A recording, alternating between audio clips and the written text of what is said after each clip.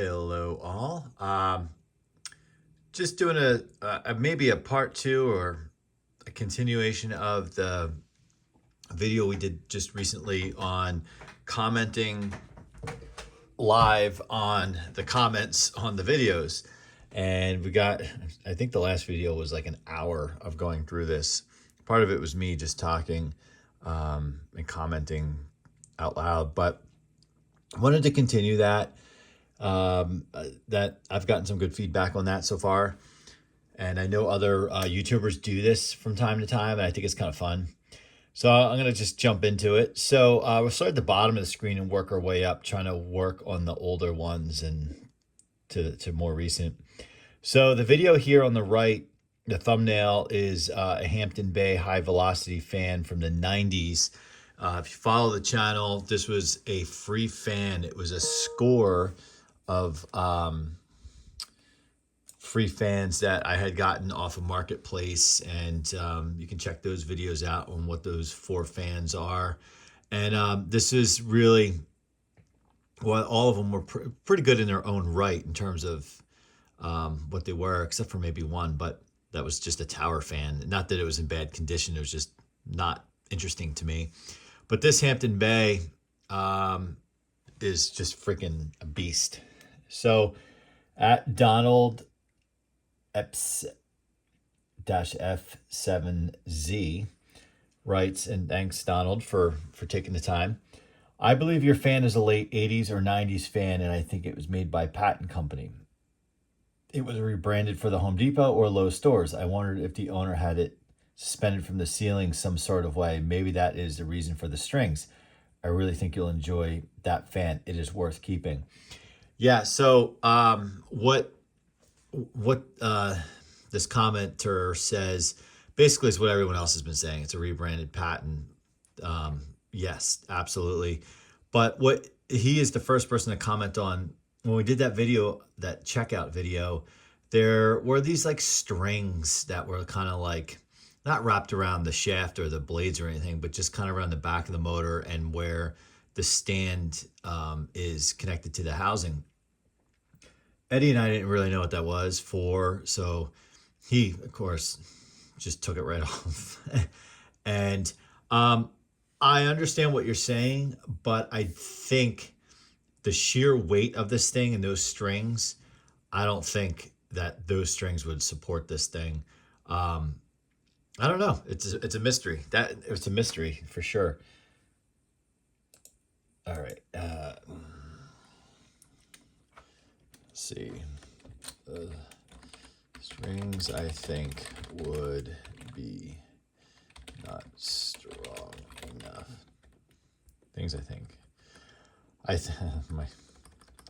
My grammar.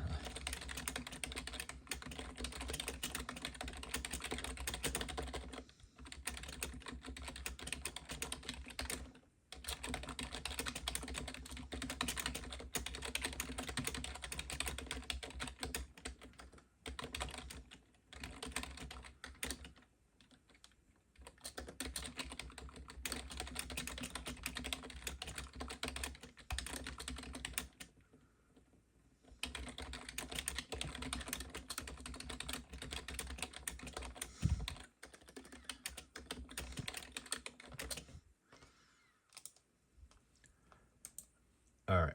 Yeah, so if I ever say Eddie, that's my son. And I like to refer to him by his name because he does contribute to the channel. And he so we obviously have the same name, right? So if I say Eddie, I'm not talking about myself in the first person. That would be kind of weird. But yeah, so Eddie made claim to that fan. I did get a trade offer from another YouTube subscriber, a well-known YouTube subscriber. So I'm vetting that with Eddie at the moment. It might be a tough sell. I might have to sweeten the pot to get him to trade, but we'll see. All right, so I did this this Arctic wind window fan. So I am not a big, really kind of, I don't have a lot of interest in these. And I remember them as a kid. Like I know what some of the good brands are. Like, and I remember seeing them back in the '80s and whatnot, like the Marvins and like all them. And I just never really enjoyed them. I wouldn't say I would take these over a tower fan any day. And I do know and understand the application for these things, but I think what I used to just get annoyed is I would see people purchase these things and put them in a full size window. Why? Like I remember as a kid seeing a full size window close down on one, and like you could put a box fan in there. Like why would you like close up the window? Um, I think they're okay, right? So what this was, Eddie got his hands on that because his grandmother had a few of them, I think, in their cottage, and I don't know if she was replacing them. And not to speak ill will, but I noticed every summer when we go to the cottage, there'd be different fans there. It's like they got thrown out every year. And what I really remember is there was an 18-inch. The one fan that hung around for a little while was like an 18-inch pedestal fan, and I cannot remember. I remember it had like brownish colored blades, I believe, and it was awesome. And I was like, oh, it's cool. Like this one kind of like makes the cut every year. And then it one year just disappeared. And I bet it was just a situation. It was never, none of these fans were ever serviced, and there's renters there and whatnot, and they just get thrown out. And it's unfortunate. Then I remember seeing a run of tower fans, which I really could care less. I could throw those all out. But then the one fan, I should correct myself, the one fan that never changes is this cottage belonged to to Eddie's great grandmother, and she's long passed away. So there's certain things that they kind of preserved. One was a 12-inch Sanyo desk fan. I like it better than the one that we just had on the channel. Well, I don't think I've ever done a video on that one. I should do it. That one is in mint shape, and like Eddie has gone on to service it and whatnot. So that will last hopefully for forever, for a long, long time. So I'm digressing, but Kid NQ4FG, thanks for watching. It's cool that you love these fans. I'm not saying they're horrible fans. I'm just saying they're not as interesting to me, and that doesn't mean they're not great fans. So that's cool.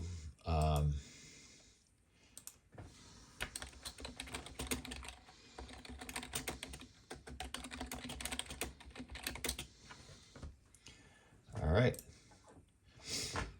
Let's see. So more on. We got a lot of comments on this Hampton Bay, and those of you who know me, from the channel, know that I don't have a single HV fan in the collection. Like this is the first one, and it's technically not my collection; it's in Eddie's.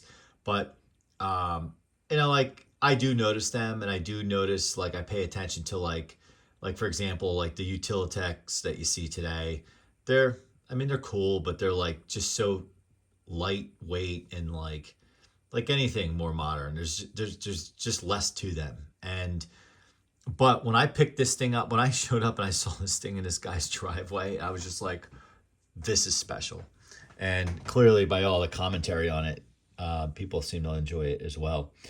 All right, so Jay Hubman, who comments fairly regularly. What's up, Jay? Sold his a few years ago, but have found one now, and he's agreeing to definitely keep it. Yeah, it's looking like a keeper.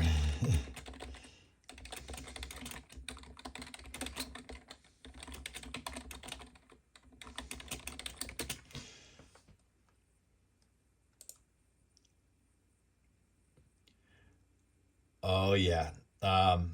So Scanman975, what's up? Yeah, Scanman chimes in from now and again on the channel too. So I have been having fun. Really, I started doing this, I think, like last summer, maybe. And I started doing like fan comparisons just within my own collection. And it's been fun. Like sometimes like you compare the obvious ones, like a Lakewood P23 versus a P25. That was cool. And then sometimes you take like what would be considered an economy fan from the 80s and compare it to a 3733, or just do something totally ridiculous. Like I compared a the new like light blue cool colors to a Kmart 223. And you might say, what in the heck did you do that? Well, it was because the blues were a similar color, and it was just something fun to do, right? Like that's part of the hobby, is just kind of have fun with it. So in this case, what Scanman is referring to is, I think I talk about in this video, or he just may know the channel well enough where he knows I'm going to do a comparison. So the metal bladed Lasko, the B such and such and such and such model with the metal blades, HV metal blades, we want to do a comparison between that big boy with in its ball bearing motor glory versus this Hampton Bay HV, and that will be coming out pretty soon for sure. Just as a little hint, we might have already done that. As of this recording, we might have already actually made the video. Stay tuned. Yes, that is like two Titans. Go ahead.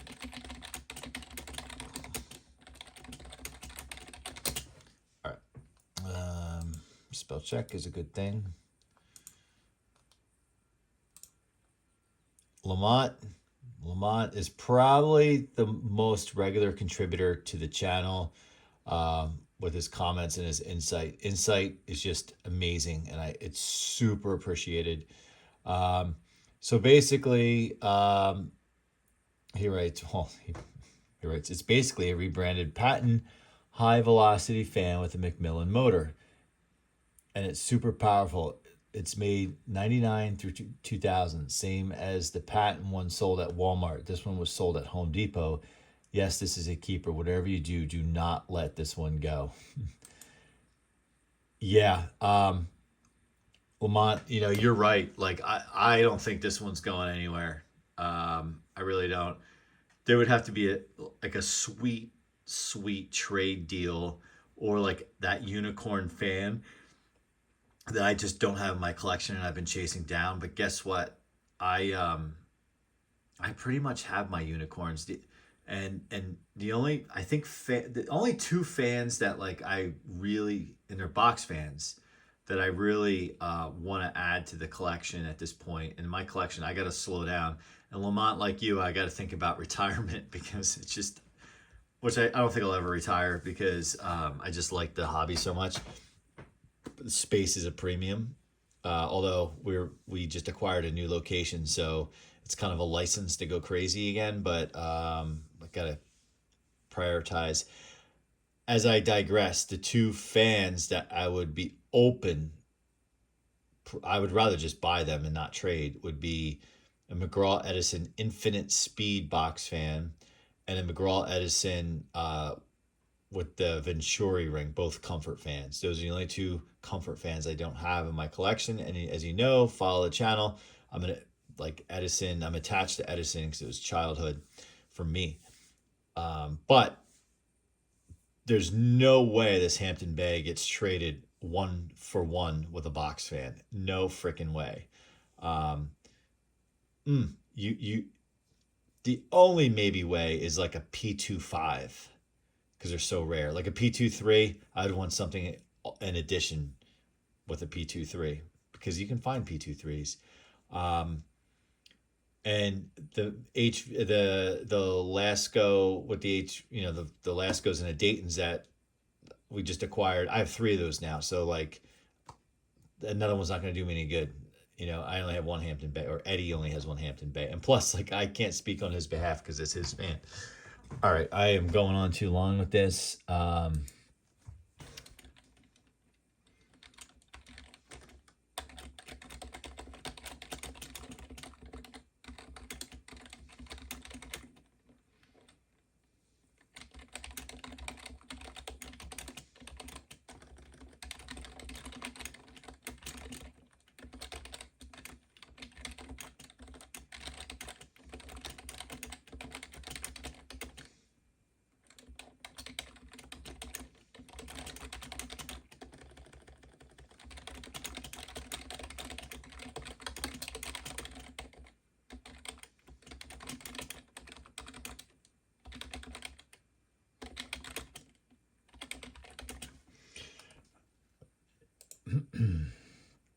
Okay.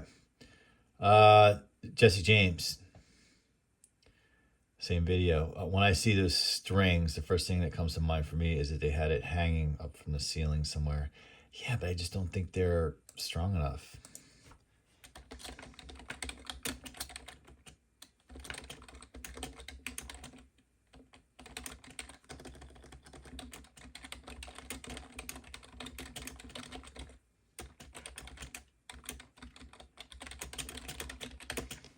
So one of the reasons I'm struggling with typing is I'm like reaching around the tripod and camera and all that to do this. I should really use screen capture software for these types of things, but I'm not. So Kyle Piersad 9525, thanks for chiming in, man. Really appreciate it. So Kyle says, yeah, this is worth something. These old patents or rebranded Hampton Bays are no joke. I'm guessing this one, considering it has a black Macmillan motor, I'm guessing the late 90s, definitely not past 2000. Also, fun fact, I believe the motor is similar, if not the same as the one in the P25, and definitely worth keeping. Whoa, whoa, whoa, whoa. That is profound. Whoa, I have not heard that before. That's freaking cool.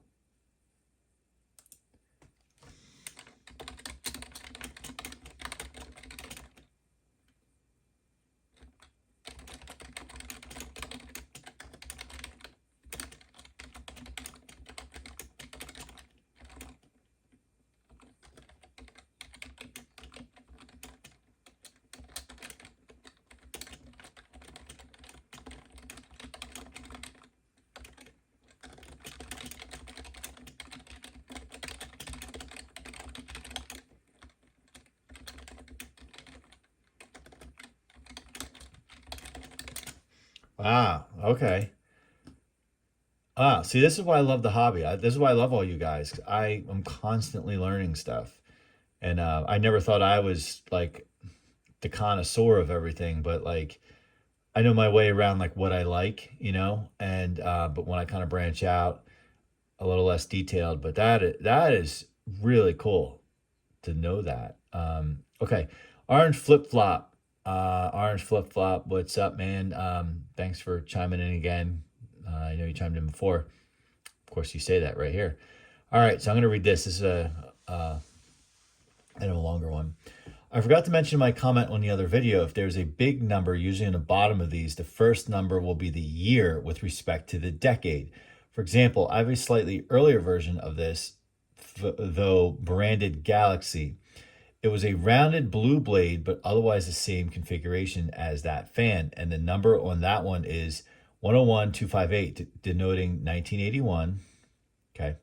The year on that one is likely 1982 or possibly late 81, just before they quit making the blue ones. After that were the amber models throughout the most of the 80s. And in the late 80s, they started making the gray ones until, yeah, I think he's right actually with the colors. I think around 93, 94, where they switched to the white models and did away with the Galaxy branded desk fans.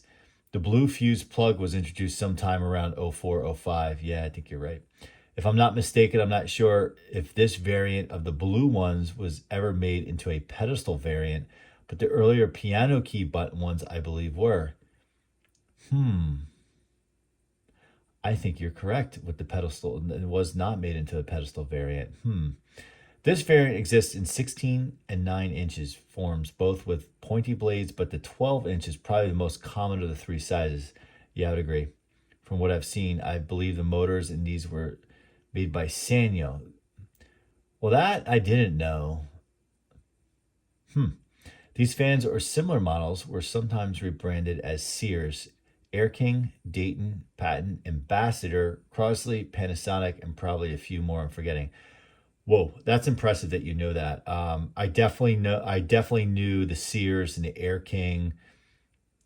Maybe not so much on the Dayton, and maybe on the Patton, but the other brands I'm barely familiar with, of course, except for Panasonic. Wow. All right. Interesting thing about the blades is sometime in the late 80s, they briefly switched to the rounded blades again. I think around 87 or 88 before they quit making the amber ones.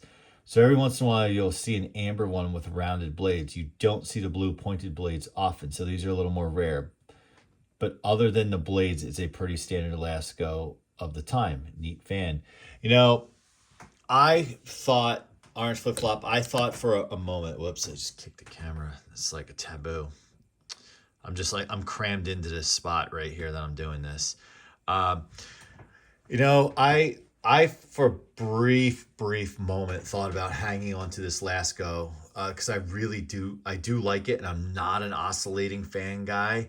Um, because I just my feeling was it was early '80s, and so you confirm that, and I got some commentary from you and from others about the pointy blades versus rounded blades, and I didn't realize until after I had actually this fan was spoken for by another collector, and I'm glad it has a really good home because this collector probably realized what they saw and wanted it. So they probably wanted it more than I did, which is cool by me because that's really what I'm here for, is to connect with you guys, and hopefully there's something that's a little less desirable for me but super desirable to somebody else. I can make that connection.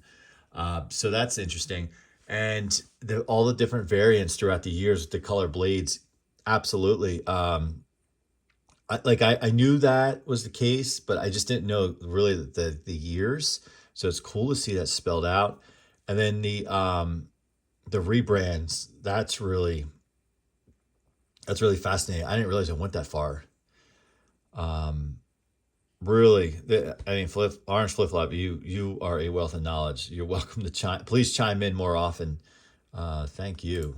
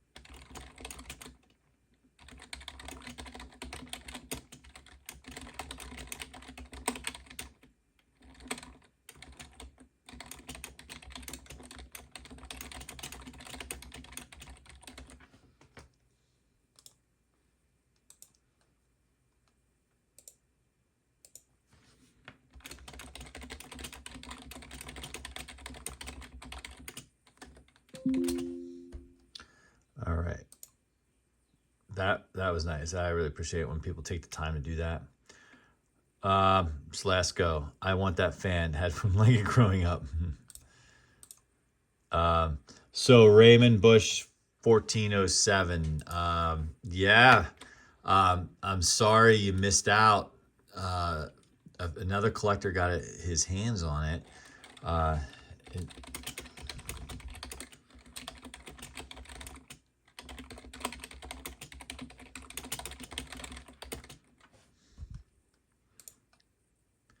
I kind of was hoping when I was packing up that Lasco and the Sanyo from those lot of fans that possibly have seen the channel and they got to see their fan get packed up and see the initial checkout and hear the backstory. Like, so I met the original owner of these fans who bought these brand new. I mean, it's an old guy who's owned them since new. So I kind of also like the stories behind the fans. Like, I love when other YouTubers talk about their childhood, and it may not be the exact fan from their childhood, but it's the same model, and they talk about the first time they remember it or whatever.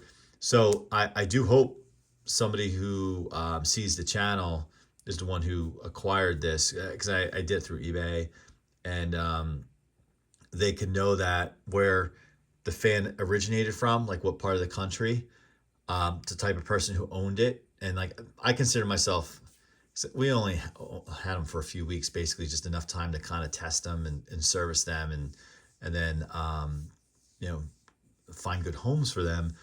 But yeah, so I hope, chime in if you're out there and you just acquired this fan from eBay. All right. I don't know anymore. 2746 is a regular commenter, and he frequently asks if I will reach out to Lasko and ask them to make certain types of fans. On one hand, I say I'm flattered that you think I have that much power that I can convince Lasko to alter their manufacturing to a different product that they, So here's the thing. I'm just going to say this. As my day job as a business executive for a long time now, Lasko, like, I know we get upset with Lasko and the cheap quality of stuff. I totally get it, right? So they have their fixed manufacturing costs on one hand, right? So they're negotiating with suppliers, labor, all of that stuff, right? So they have their fixed cost, and and that stuff over time gets more and more expensive, like anything else. So they have to figure out ways to cut cost in order to sell to the market, because the market will say, I'm not spending $120 or $100 for a box fan, but I'll spend $30, I'll spend $50, whatever. So they have to manufacture a product that fits the market demand, right? And therefore they can sell them in volume and have a successful business, successful product, whatever. Now, for people like you and I, or people who likely watch the channel, we hate that because we want fans like from the 80s, even some of the 90s fans, 70s, 60s, whatever. We want our 223s back, right? And so I think what has happened over the years, fan manufacturers like Lakewood, when they were around, and like Lasko, have said, well, what if, we do have a segment of our customer base who would be willing to pay more for a more rugged and durable fan. So enter in the Lakewood P25, enter in the metal bladed Lasko that came out for a few years. However, it costs so much more to manufacture stuff with that much material in it. The metal that makes those cabinets for the Lasko, the blades. Now they do have economies of scale, meaning they do share those HV blades with their HV fan, their floor fan. So they do have some price breaks there. But the costs, so then they charge us whatever, $75, $100, whatever the case may be, for these fans. When they were available, they would probably today be more. And they have a very limited audience, because say if a contractor or a commercial application, contractor might be like, who's, again, not like you or I, who understands the value and the how rugged the commercial versions are. They just say, I'm just going to buy a 3733, and if I have to replace it once a year or every 6 months, who cares? So I understand what people are saying. Like, I also wish they made these fans again, no doubt. But on the business side, I also understand why they cannot. I think they would love to, but I don't think, the average Joe in the supermarket aisle, because you can buy these fans in a supermarket, would be like, oh, here is a whatever, a 1980s equivalent Lasko box fan for $149. I'm going to buy that. No. But if you're walking down the aisle and you're like, you know what? They sell fans here. My office space, I tend to get warm. $25, $38, whatever it is. I'll grab one of these, So there would be less impulse buys, that kind of thing. I get what you're saying. I'm going off on a tangent, but I just want to make it clear there is a reason why, because like raw materials are more expensive. the cost of labor is more expensive. And yeah, I know it's a hot topic politically right now, but there is a reason why stuff is made outside this country is because the labor is so less expensive. Um, it's just what it is. There's labor laws here. All right. So, however, I'll keep trying.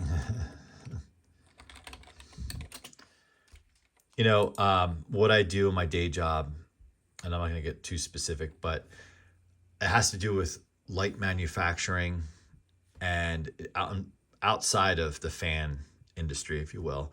So I do have experience with that and distribution, et cetera, et cetera, et cetera. Because Lasko, they obviously sell a lot through distribution. Think of all the retailers. You really don't just go to Lasko's website to buy a box fan. You go to Amazon, you go to Walmart, you go to the supermarket, you go wherever, hardware store. However, it would be a dream job to work at Lasko. I would take a step down in my level of where I'm at my career to work at Lasko. It would be awesome. It'd be awesome to sit in a room where they're like talking about future products. The cool colors, I know they're gimmicks, but they thought, hey, how can we maybe charge a little more money, come out with something new? Because the 3733 in its current iteration has been very similar for a long time. I can't see it getting, unless there's a substitution of materials. I don't know where they can go from this at this point. But with something like Cool Colors, coming up with ideas to sell more fans, you throw a gimmick on it. My daughter loves her purple Cool Colors, right? It's so you get that. You get people who ordinarily don't want a fan, maybe like, oh yeah, that would be really cool. It goes with my room. It's purple, whatever. So it would be fun to work there and just come up with ideas to sell more fans and maybe some cool gimmick ideas like I think a few years ago they had the USA or the red, white, and blue fan. Like that stuff's cool.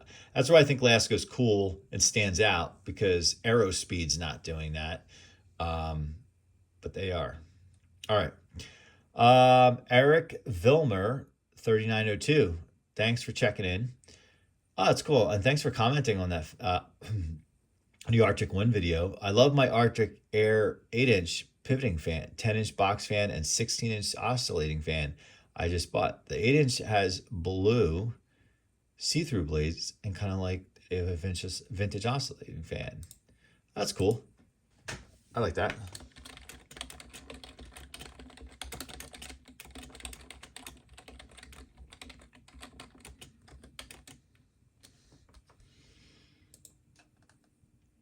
Oh, and what I plan on doing is for everyone who commented, I'll tag you guys in the description.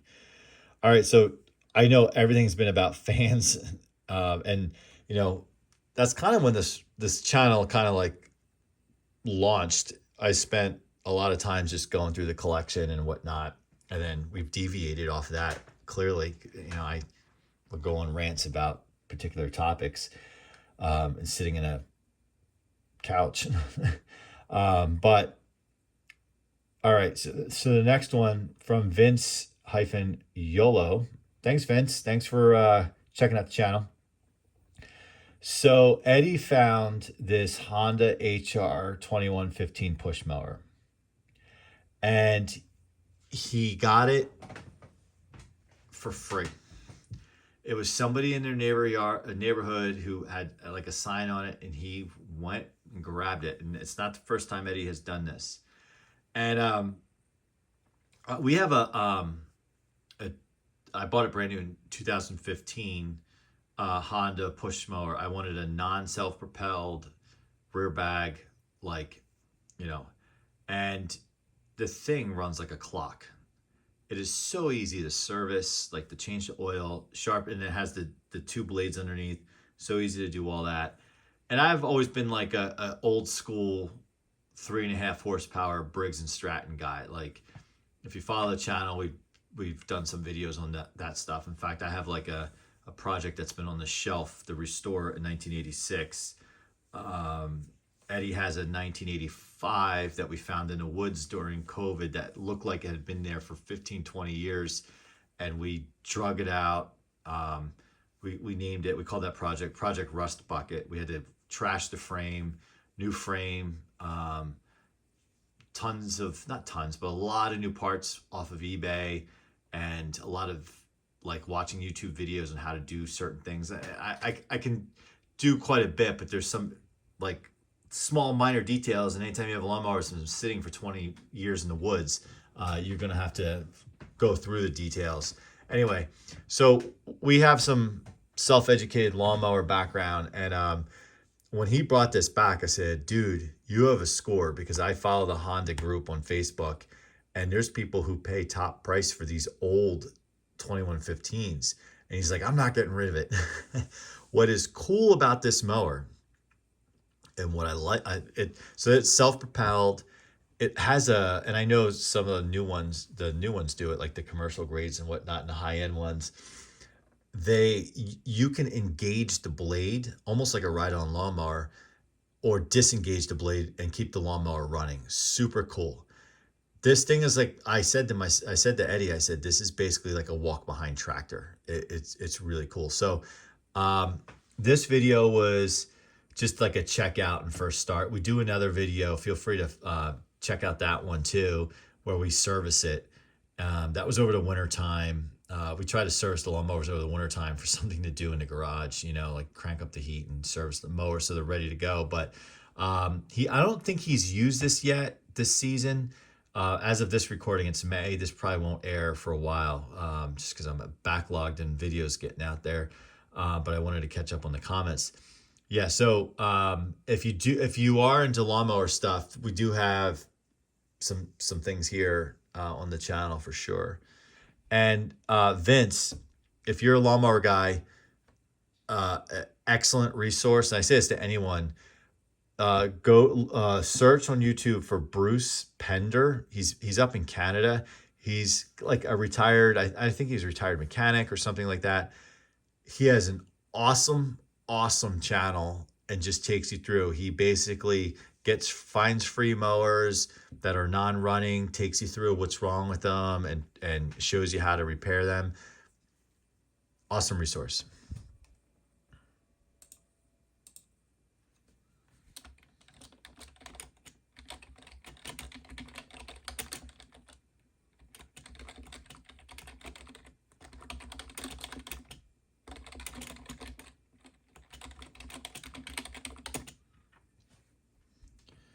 All right, so post-op time. So I generally associate when people type in caps that they're yelling at me. And so when I read this, I feel like I'm being yelled at. And if I was in the mood, I might read it out loud yelling, but I'm not going to. It would be funny. So this video, I kind of threw it out there. So I'm like moving from fans to lawnmowers to cars, right? So if you follow the channel, we do have several cars. I am a kind of a freak about maintenance and care for my vehicles. And as of this recording, I have a 2019 Suburban with like 52,000 miles on it. I've owned it for 3 years now. And it's kind of like my people mover and my project mover vehicle. Love that car. Is it efficient? No. Is it fun to drive around town? It can be a pain in the neck because it's so big, but it's been wonderful. The 2016 Jeep Grand Cherokee Laredo, that was a company vehicle at my last job. And if you also follow the channel, you might realize that I just recently changed jobs after 8 years at that company. I took the company car with me. I started that Jeep. I received that Jeep as a company vehicle with 11 miles on it. It was brand new. It now has 208,000 miles on it. So it likely will be Eddie's first car. So that vehicle. And then, so those are kind of like my workman vehicles, right? And then the two fun vehicles, and I've just recently did some videos on it and need to do more. 95 Lincoln Town Car, Cartier, that I've had since 2019. So I've had that car for 6 years. That was a duplicate copy of a vehicle I had in my 20s. same year, same car, same everything, except it's not the same car, but it is the same car. Um, and that was kind of a little bit of a project. Didn't need too much, but we just made an investment in it to get body work and full on paint done.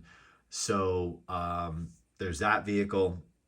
And then the last, and maybe saving the best for last, is the 2007 Mustang GT 500. That I've had since 2014. That thing sits in the garage under a cover with a battery tender on it. This is a time of year where it comes out, goes to car shows. We are like in, as of this taping, we are in kind of like that pollen season. So it's just like, I kind of keep it wrapped up. But once the pollen season clears, it's definitely a joyride car, a lot of fun, and there's work done to it. It's a fast car. Just when I think about selling it, because it spends most of its time in hibernation, I take it out and drive it. I'm like, I'm not selling this. I've owned it outright for years now. And so it's kind of like, just hang on to it. So I give all that background into why I was doing this Simple Green video. So I use Simple Green. Of course, I use it for its intended purposes of like just general purpose cleaner. I like to have the big jug of concentrate, and then I put it in the spray container, and dilute it with water. But I use it for one, I dilute it with water and use it when I throw the car covers in a wash machine instead of detergent. I've read that in the instructions. Secondly, when I'm hand washing my vehicles, and I hand wash my vehicles basically as long as I can tolerate it, right?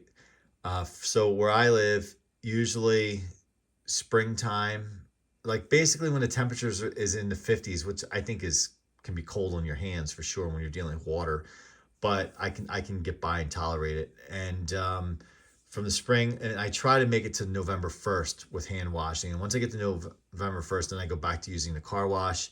For the Suburban, I do have like the subscription where you can go wash your car like every day, and you just pay the monthly price. I do that because I like to keep the salt off of it, the pollen crap off of it, whatever. So when I'm hand washing my vehicles, I use the Simple Green as like a before I really even do like a pre-rinse, right? On the wheels, not on the body, of course. So I'll spray like on the rims to get the brake dust, to kind of soak it. And then when I go to hose the car, rinse it before I put the car washing soap on it. I then rinse it off, and then I use the car washing soap. There's so many great brands out there. I use separate sponges for the wheels versus the body. Because sometimes you got to scrub a little bit that brake dust off if you have much. Vehicles I have now and the wheels I have on the vehicles now, brake dust really isn't so much of a problem, but you do get it, right? So I use Simple Green, but basically what Post Up Time says, didn't try it yet. I'm guessing he didn't try Simple Green, but Red Oven Cleaner works well on brake dust, the heavy duty dust inside the wheels. Other similar items worth a try: Pink Paste and Bark Keeper Cleanser. They make a liquid now. Well, I haven't heard of those items. I'll have to look them up because it took me years. I remember as a teenager driving, in my 20s driving, and trying every off the shelf auto cleaner product for the rims. And I used to have a car. My first car was an '87 Grand Marquis. It was a hand-me-down. I love that car, and if I found the same year and color combination, I would buy it today. I used to use Armor All products. They used to make a wheel cleaner. They probably still do, and others. And it would never work. And then I tried Simple Green one time, and it worked the best. And I haven't really looked back. But I'll take a look at those other items. Those are good tips. I appreciate it. Let's see.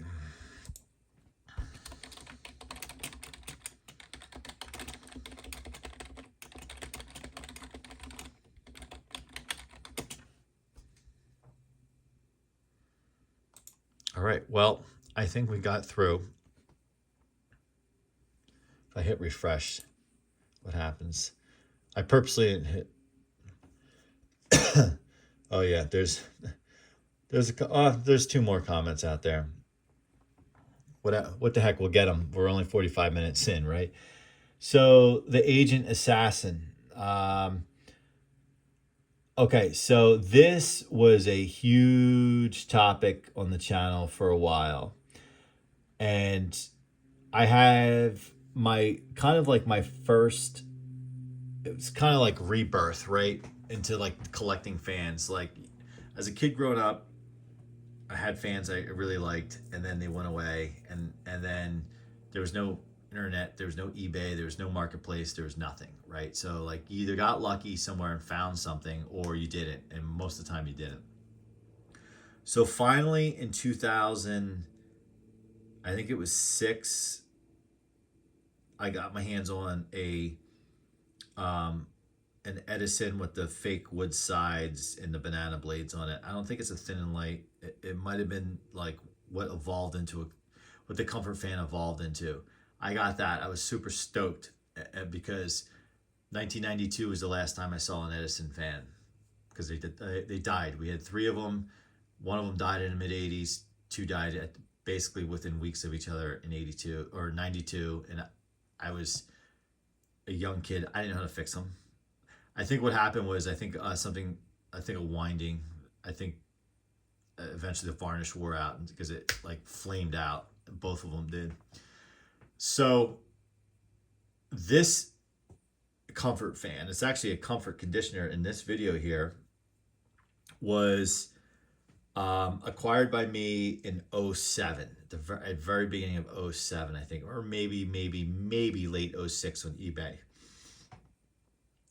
And it was kind of like, now it's 2025, and I've had this McGraw Edison since, I'll just call it 2007, since 2007.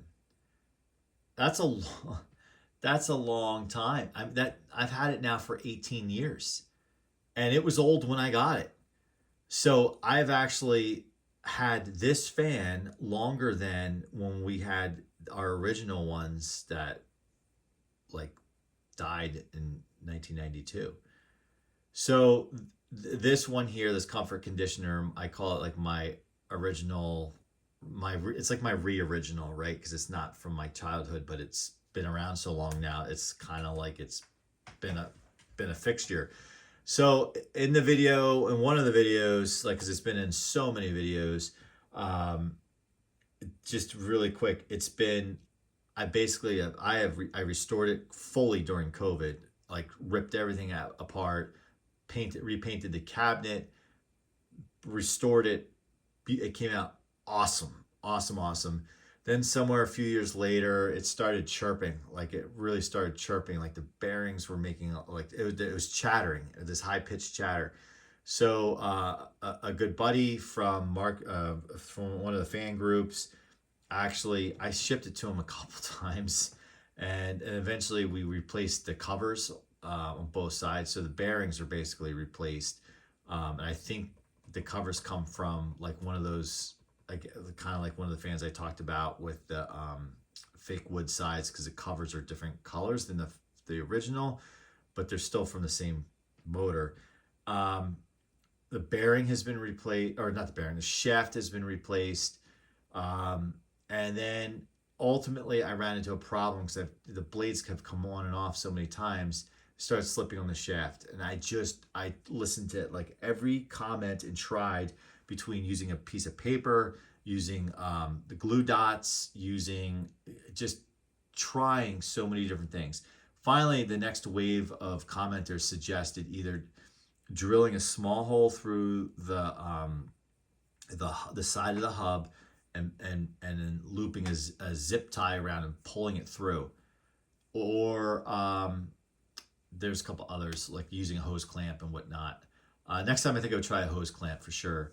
But we finally fixed it after failed attempts on video, numerous failed attempts. And so I thought that deserved a little longer explanation, because I am so thrilled with it.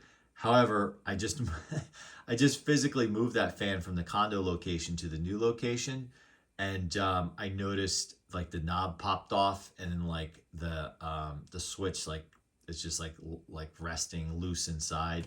That is kind of like the last little fix with it. My temporary fix has been I've been using like painter's tape or whatever, and that knob will hold the stock from the switch, and like it'll hold it on. But if the knob gets bumped off, then like the thing will just fall down in. So the tape in there is kind of like a security blanket. I have to kind of really figure a way to deal with that.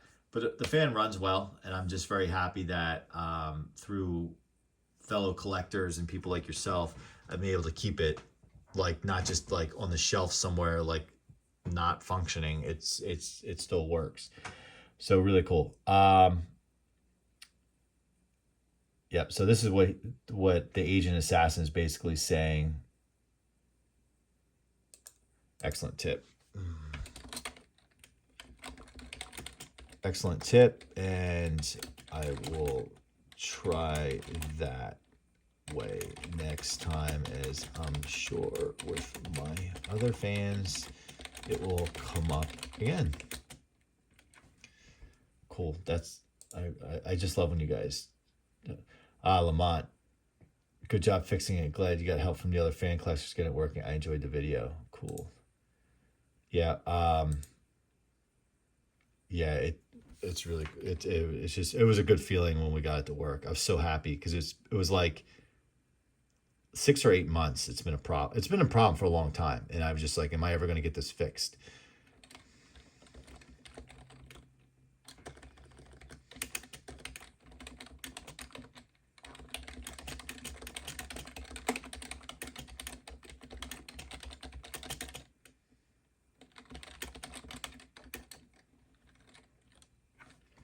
Cool. All right. Well, I think we're caught up.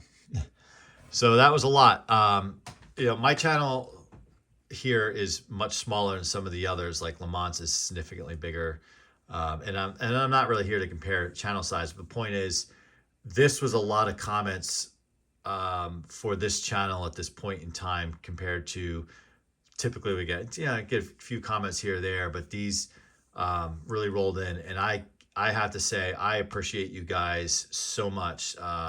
I love that you take the time to look at the videos and comment with your ideas and your thoughts. It's awesome. It's really cool, and I hope you keep doing that. And certainly, I will list all you guys or tag all you guys in the description, and maybe that'll help get more traffic for those of you who have channels where you post videos. Maybe not, because you're likely, if you are posting videos, you're at this point in time your channels are larger than this one, but it's still good to connect, because the collectors I know will go from channel to channel trying to learn about something or look for something. So that's great. And as always, thanks for watching, and yeah, like, subscribe, and continue to comment. And if this kind of video is interesting or kind of fun for you guys, I'd be happy to keep kind of doing it, and we'll see you next time.